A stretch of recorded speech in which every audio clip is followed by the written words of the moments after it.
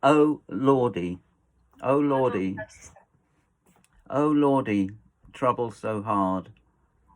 On the way to the hospital, we listened to young Moby. I mean, he was younger when he had recorded the album in his New York apartment with what we might now consider to be a primitive electronic sampling equipment in an anachronistic but quintessentially of its time electronic piano.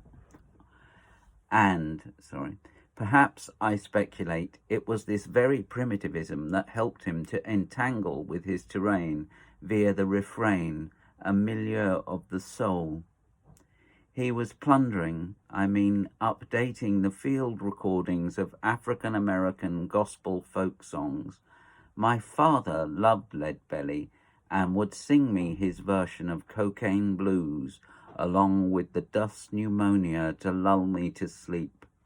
My father's version of these songs are my favourites, and yet they do not appear anywhere on YouTube.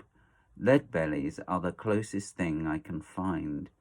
I believe that the timing and social context of when you first encounter a song determine your qualitative processing of its value. On our way to see you in the respiratory ward, we are listening to Moby, meandering through the green, canopied, slightly longer route avoiding motorways. I experience the journey in reverse and weep the tears for your passing that will come to pass approximately 5 hours later. My wife beside me as I sit at the wheel, she is fleetingly recalling how we had once met a young Moby over lunch in Manhattan, and how he had talked incessantly about himself and his complicated relationships. I'm thinking he must have been about to record Play, the album we are listening to now as we pass a Paradise Village pond with a pedalo-like swan posed in the middle. This would have been a nice place to visit with a blanket draped over your knees as you recover from double pneumonia, except it is a ferocious lung disease and we are driving towards a cliff edge in the dark. Oh Lord, this is not to say that my Moby tears are not comforting, because they bring me closer to the profound sense of kindness that emanates from your very being. Soul. Why does my soul feel so bad? Not even I could see the funny side of singing the Dust Pneumonia at your bedside, as you had done for me as a child.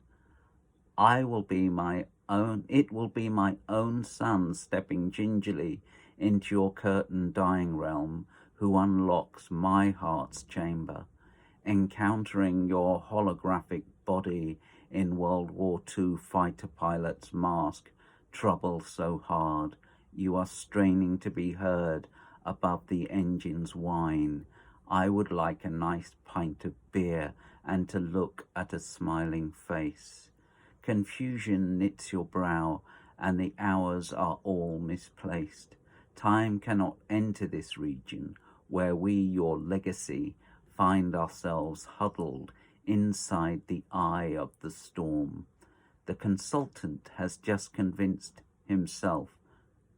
us, that removing your fighter pilot's mask would be the kindest thing.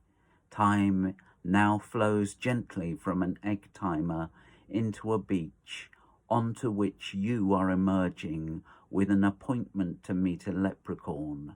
And oh, I think, there was a youth, a cruel youth. He lived beside the sea. My father returns once more to himself, and I see the old man gently living out his final years for a brief, beautiful moment. To say when we die we stop implies that when we live we are going like a wind-up toy. What if we are more like a leaf falling off a tree? Does a pebble die when it is thrown into the sea and disappears forever?